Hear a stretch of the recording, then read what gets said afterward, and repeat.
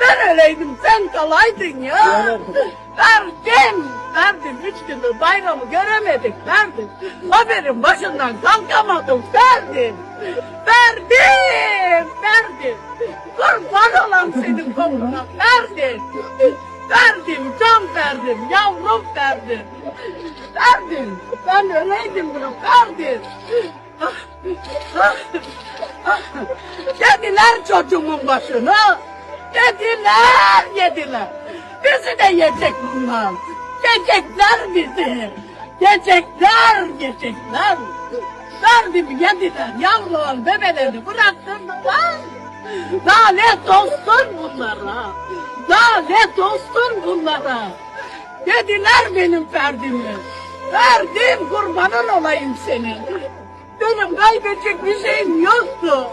Ben öyleydim, verdim kalaydı ya. Benim yapacak bir şeyim yok, verdim gençlerin önüne açacaktı. Gülen bebemi yediler. Yediler benim gülen bebemi. Yediler yavrumu.